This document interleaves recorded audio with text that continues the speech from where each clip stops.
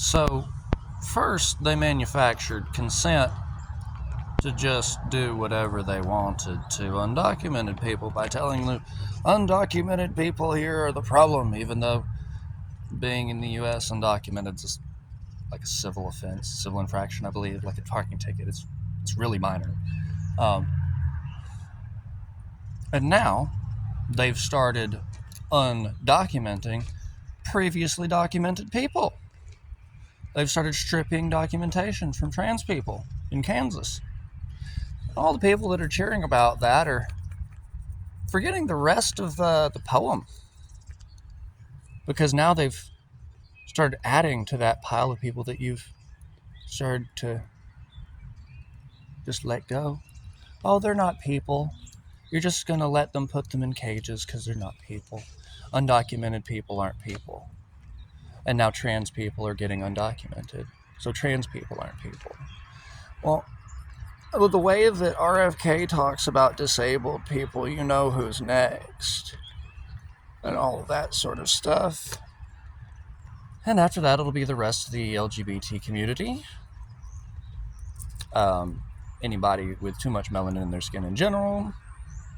And then anybody who doesn't make enough money. And then it'll be anybody who doesn't follow their specific version of Christianity. See what I'm saying? We're already like 3 lines. We are way too deep into that poem at this point. At what point are you guys going to admit that it's just America runs on slavery? Because they are building camps to keep undocumented people here indefinitely. They're not deporting them like they should be, like y'all were cheering for. ICE keeps buying warehouses so that CoreCivic and Geo Group can get paid to keep people in cages, paid with your taxpayer dollars to keep people in cages for no other reason than you consented to keep those people in cages because you didn't like them. Every conservative needs to live with that.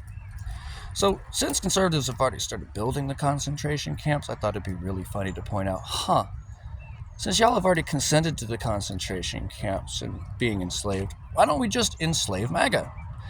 And I've started going around on Facebook and just responding to various inflammatory conservative agitators with hashtag MAGA voters belong in concentration camps.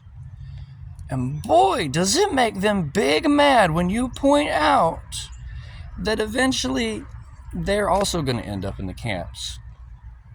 Because most of the MAGA voters are poor white people from rural areas. I know, I was raised by them.